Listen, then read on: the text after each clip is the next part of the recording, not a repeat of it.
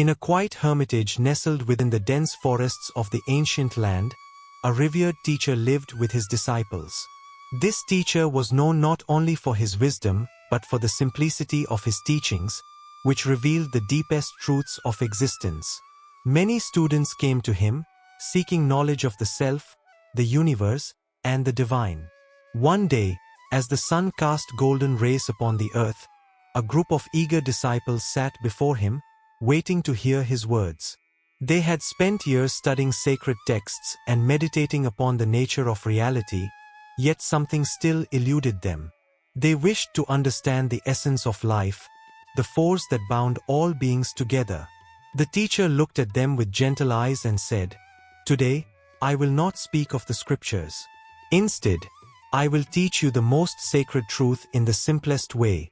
Tell me, what is it that sustains all life?"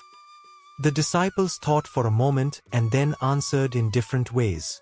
"The breath, for without air, we cannot live," said one. "The mind, for our thoughts shape our reality," said another. "The soul, for it is eternal and beyond death," said a third.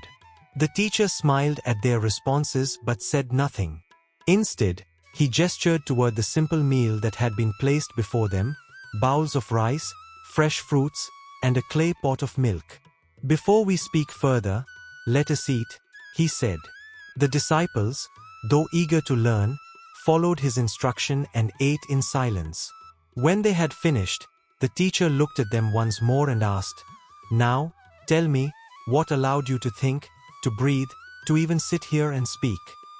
The disciples looked at each other in confusion. Finally, one hesitantly said, "The food we just ate, Master." The teacher nodded. "Yes, and what is food?" The students paused, unsure of what he meant. One of them answered, "Food is what nourishes us, what gives us strength." The teacher picked up a handful of grains and let them fall slowly from his fingers.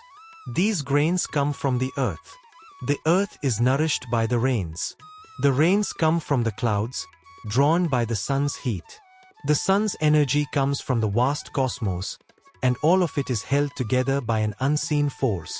Tell me, then, is food just what you eat, or is it something much greater?"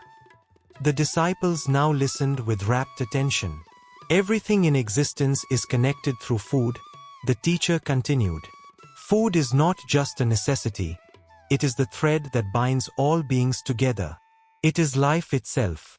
When we say, Anam Brahma, food is Brahman, we mean that food is not separate from the divine. It is the very essence of creation." One disciple, still pondering, asked, "Master, does that mean everything we eat is sacred?" The teacher smiled. "Indeed. Every grain of rice, every drop of water, every fruit that ripens on a tree, each carries within it the energy of the universe. When you eat, you are not simply feeding the body, you are partaking in the great cycle of life. This is why food must never be taken for granted, never wasted, and never consumed with greed. It must be received with gratitude, for in it lies the essence of existence." The disciples sat in silence, absorbing the depth of these words. They had studied the scriptures, meditated upon the mysteries of life, and sought knowledge in many ways, but in this simple truth, they found something profound. One of them finally spoke, his voice filled with reverence. "Master, I now understand. The smallest act, eating a meal, offering food to another, even the growth of a single grain, holds within it the entire cosmos." The teacher nodded, pleased that his students had grasped the lesson. "Remember this always. Respect the food you eat, honor the hands that provide it, and recognize that in every meal, the divine is present. If you truly understand this, you will never feel separate from the universe." From that day forward, the disciples no longer saw food as mere sustenance. They saw in it the essence of all life, the connection between earth and sky, between human and divine. And in that understanding, they found the wisdom they had long sought.